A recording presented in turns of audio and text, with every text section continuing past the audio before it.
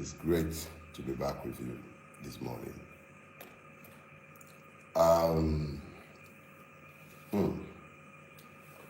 I've been deliberately quiet. Yeah, as quiet as I can possibly be since I came out of my holiday, the retreat that I had looked forward to for a while. I would have preferred that it wasn't in a prison, but it pleases God. And I'm thankful to God for the time spent in prison, So I have acquired a new title. I was going to say Senior 11 of Nigeria, SEN. Until a dear friend of mine, divinely inspired, showed me that, no, how can you call yourself 11? Nobody convicted you. I said, but I went to prison. He said, no, you went to prison, but you are not imprisoned. So you are not 11. So he suggested to me, why not call yourself Senior Accused of Nigeria? So now I'm an SAN. When next you see me, or they are writing my name, please be mindful of the fact that I, formerly known simply as Dele Farotimi, occasional madman, previously 11, you can now call me graciously Dele Farotimi, SAN, Senior Accused of Nigeria. So welcome to this morning's show. Yes, it's a show, and the show must go on. So here is what we'll do. I told myself that I hold too many of you an unrepayable debt of gratitude. Too many of you. Look, one of the chief drum bangers for my freedom is my dear brother and friend, David. I spoke with David, I think, the day after I came out of my seclusion, and I promised him I was going to call him back that day, and I haven't managed to do so. And meanwhile, he was supposed to be telling me about several other people that I'm supposed to be calling because of everything so many of you did. Truth of the matter is, you are the best. Nigerians, fantastic human beings. You guys are the very best. And I'll find a way to build these around the sermon that I have assigned myself this morning. Let's get something clear.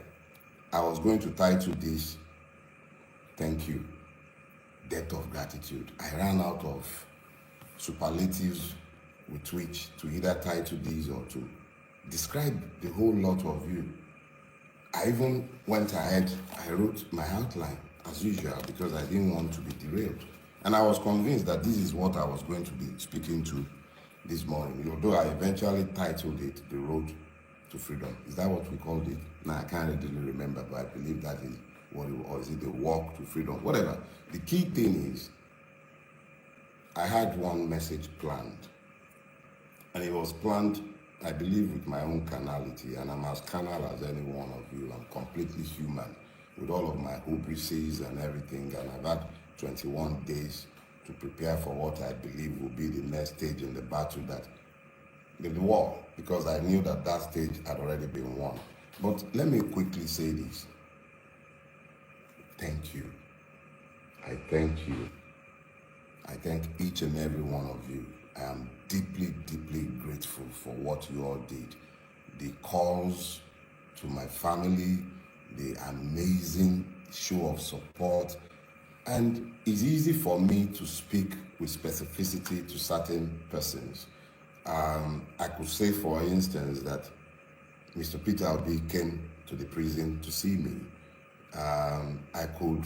I should say and say thanks to him for that. And then there is my brother, Yele Showore. Not only did he call my family, like he called them, he mobilized the AAC and the Revolution Now movement behind the demand for my release. My legal team, led by Mr. Lumide Fusika, fantastic people. Then there is Professor Emiri. He lost his wife and he just lost his mother as well. In the midst of his grief, he found the grace to show up in court, argued my bail application before the Federal High Court in in Ado Ekiti, even though I was only told the day before. I only informed them the day before. They all rushed to Ado Ekiti to ensure that I had legal representation. Fantastic human being. All kind of people, small and great, however you grade human being in your own reckoning, traditional rulers sending chiefs. My hometown, I've spent more time in front of you guys than I have spent in my hometown. But the Owa of my town sent a delegation, okay? Everybody, the show of support across the entire strata of our society is humbling. It was humbling in the extreme. And I need all of you, whether I've mentioned, do I want to talk about Gigabyte in Ekiti, the Revolution Now coordinator in Ekiti, and his team, all kind of human beings that I can't even remember to mention their name as I speak with you. The Ado Ekiti prison practically became a tourist center. Big, small, everybody, people showed up. And I was being told constantly of the loud demands that you lot were making for my release. I appreciate you all. I appreciate you all. And I must say, in all humility, that you are the ones who came out of prison. It wasn't me. You came out of prison. You found your voices. You demanded that the right thing be done. Consistently, you made sure that I knew I wasn't walking alone. Your voices strengthened me because I heard you even beyond the walls of the prison. I heard you loud and clear. You left nobody in any doubt as to what you were demanding. It wasn't about Dele Farotimi, even though I was the one who bore your totem. It was essentially a demand by each and every one of you that the law must be allowed to rule in the situation. Now, let me be very clear. I retired from the practice of law when I turned 50. My next birthday, I'll be 57. I'm no longer a young man. I practiced that law conscientiously for at least 2 decades. I am a lawyer, not just because I was trained as one, but because I am by nature one. I'm a Yoruba man. In my culture, it says, Ejola Ako, Baba Nikonke Koja. I am not a fool. When the magistrate spoke, the learned magistrate was very specific in the order that he gave. And even though I did not believe at the time, and I still do not believe that there was any need for that order to have been made, what he said was clear. I may not speak to the press or even to you about the case pending in his court. That was the extent of his order. I am a lawyer. The matter is sub judice, and I certainly cannot, whether he had made the order or not, I wouldn't have spoken to the case in the court. And I certainly do not intend to. There is absolutely no need to speak to any of the cases before the court. They are irrelevant to the future. And me and you, we need to focus on the future. So let us be clear.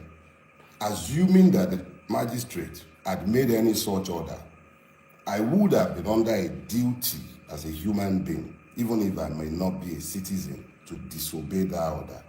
But I thank God that the magistrate, erudite magistrate, intelligent and very, very, very, very fair, firm, and just, gave only one order, the only order he could have given in the circumstances. I may not speak to the case before his court, and I do not have any such intention. So anyone who has misconstrued that order to suggest that I am somehow gagged by somebody, there is no such law by which any magistrate or judge may gag me as a human being, even if I may not be a citizen, as long as I am not a slave. And if I have become a slave in the Nigerian state, it will be interesting to watch such an order come from any court, presuming or purporting to be a court of law. No such order was given. So enough said on that one. I have deliberately kept quiet before today, largely because you left me spellbound. I've been humbled. I'm not a man easily given to humility, but you have humbled me by what you have done before, particularly after my abduction. And I use the word deliberately. I was never arrested. I was abducted. We will talk about that at some other point. But let's be clear. Nobody silences the bell. I may not be silenced. I've merely started talking. So let's go to today's issue. So I want us to talk about the road to freedom. And there goes the note. I need to speak to you from the heart and from my spirit. The note I prepared was for a different sermon, but as we were waiting, I began to download something, yes, exactly the same, but subtly different. So the Yorubas have a scripture, and that scripture says very clearly, Emu, Eki, Biteran Oreko. I'll translate for you or interpret. Grab it. Catch it. You do not catch the porcupine in the same manner as the rabbit. Let me explain that to you. If you're familiar with the porcupine, you will know of the quills on its back, with which it largely impales stupid predators. Even lions steer clear of the porcupine. As small as it is, its entire body made of quills would kill a lion if it would dare.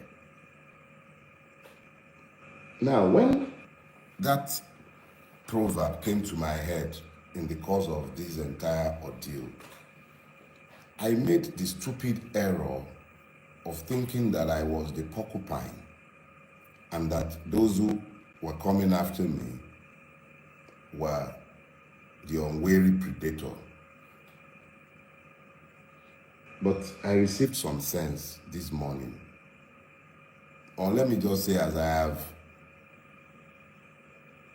digested the extent and the range of support that I have found since I came out of prison. And I realized that I am not the porcupine. It's not me. I'm just as harmless and defenseless as any of the other rabbits in this space. You will remember that for a long time, I have argued that the Nigerian is not a citizen. I even went as far as to have labeled myself for years as the patriot of an unborn nation. And then I believe on my Twitter feed, you find me labeling myself a victim of Nigeria. And I have multiple times spoken to the victimhood of the Nigerian people. I have lamented for years that what truly assails the Nigerian is the complete absence of the rule of law in our country, and how this has left all of us defenseless and as praise in what has become a country of pain. I have spoken to you about this for years, spoke to you about it, that we are all victims, that we have all become as victims in the country that we have managed to build. I told you how we were all running away.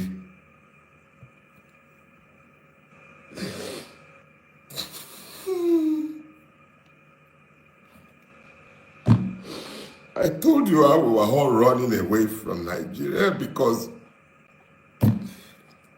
we have built an intolerable country unfit for human habitation. I have called it the evil empire.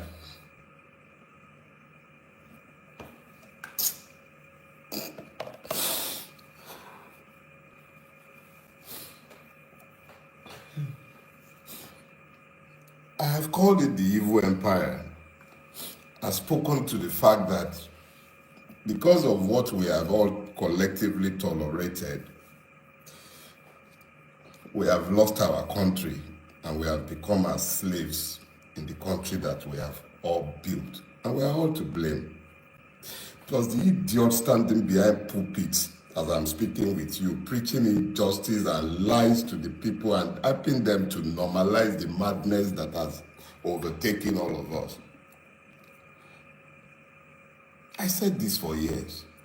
So I am just as much a victim as each and every one of you.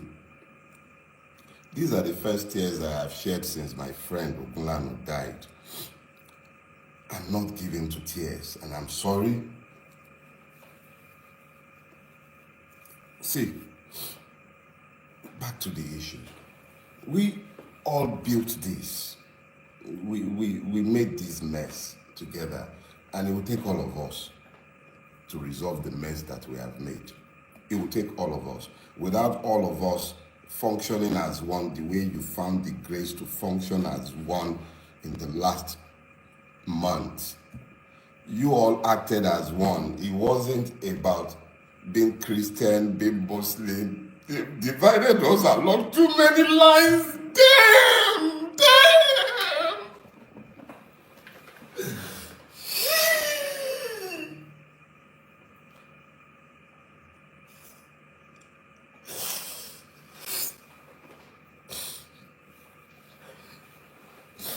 We stopped being human because we became Nigerians. They divided us and we fell for it. Because you wouldn't see me as a Yoruba man, you spoke for me. Because you wouldn't see me as a Christian, you spoke for me.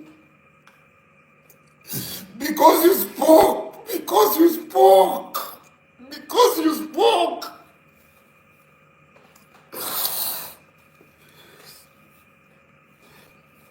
Because you spoke, Nigeria couldn't happen to me. Because you spoke. The only reason Nigeria couldn't happen to me is because you spoke. You spoke. That is why Nigeria couldn't happen to me. And yeah, Nigeria couldn't happen to me. Emu, Eki, Biteru Reko. You found your voices. I became you. And in our collective, you couldn't be silenced. And I could not be silenced. So it wasn't me that became the porcupine. It was you, the Nigerian citizens, that became the porcupine. So here is what we're going to do. First question I need you to ask yourself is this. How many of the people feeling the pains of the Nigerian state in detention or in prison deserve to be where they are?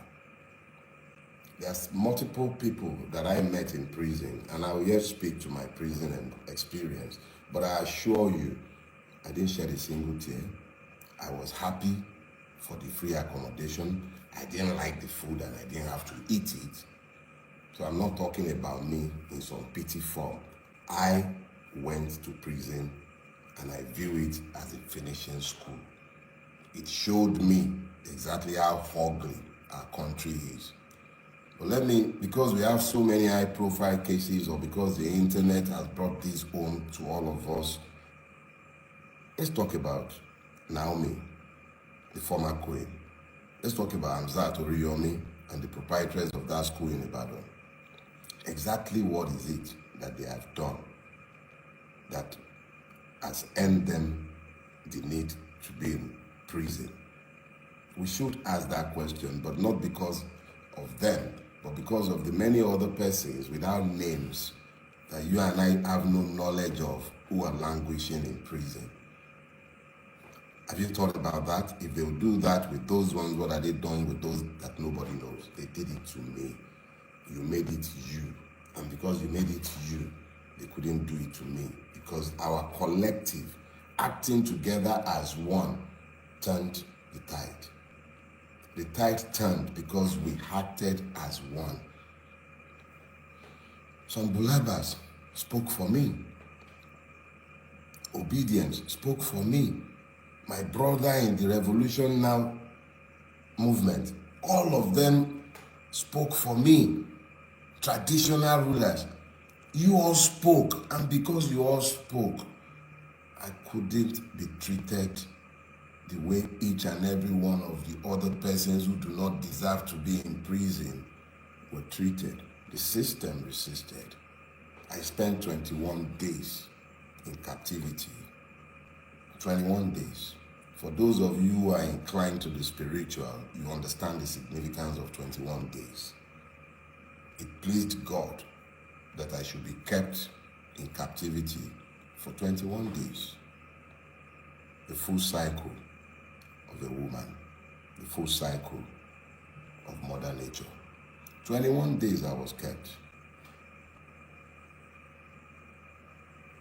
There are some stories to be told on other days. But it's a long walk to freedom, but it could also be a short walk.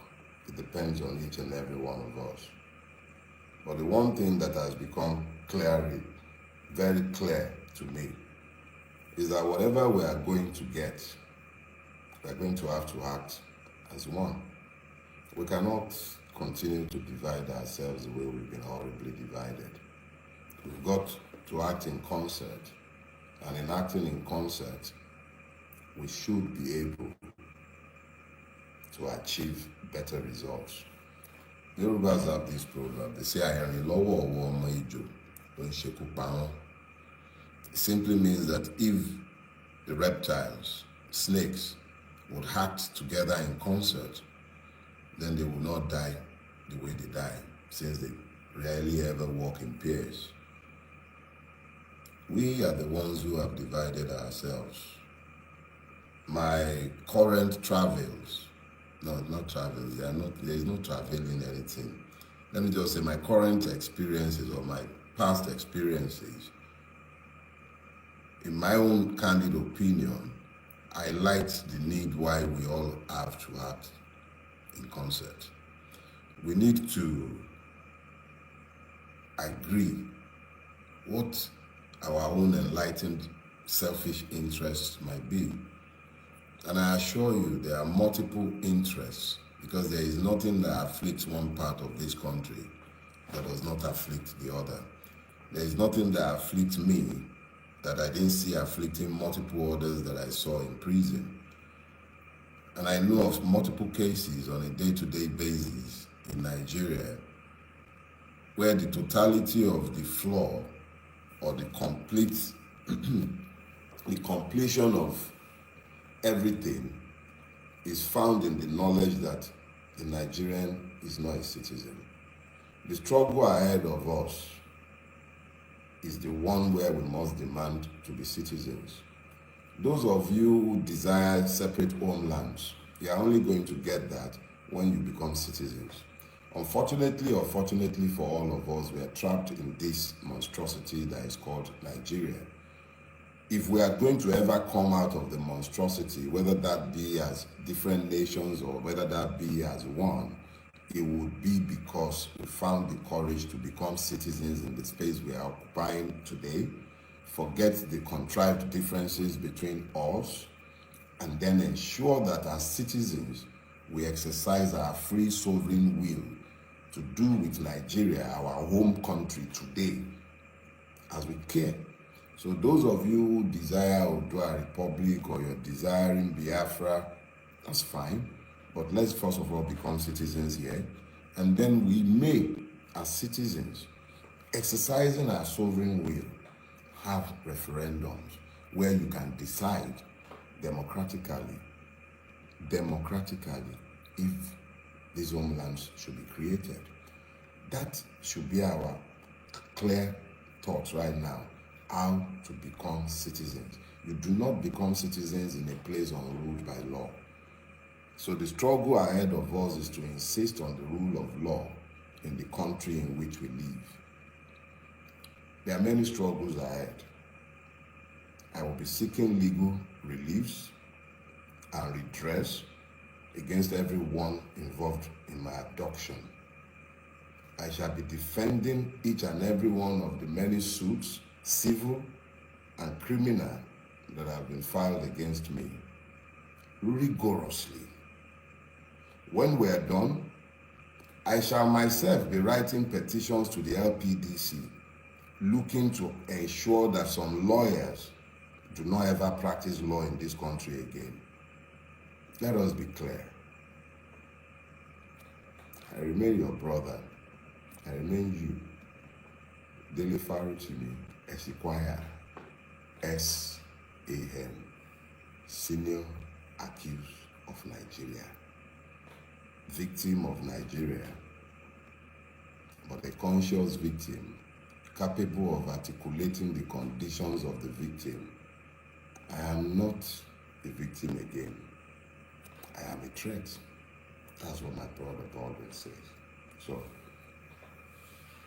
kolo Somadalon ni mo jẹ fún yín. Mi ò ṣe jẹ, kò sí ní tẹ́lẹ̀ fi mí ṣe. Mi ò dẹ̀ ní kó lọ́rùn yín.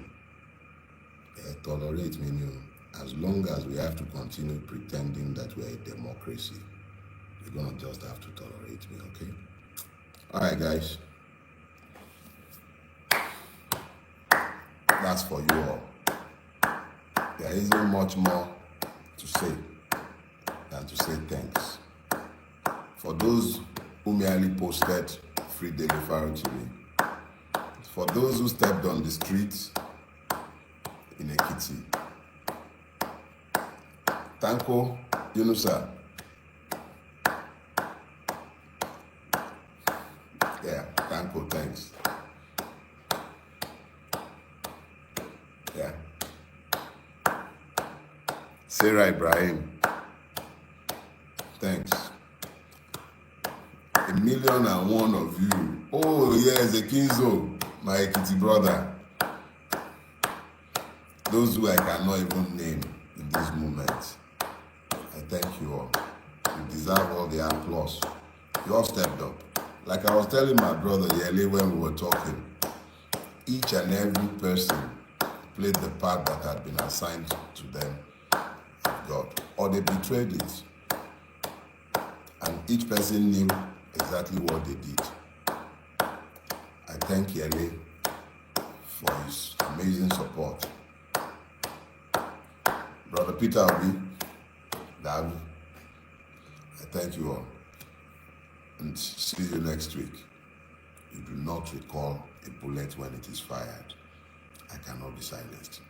See ya. Bye-bye.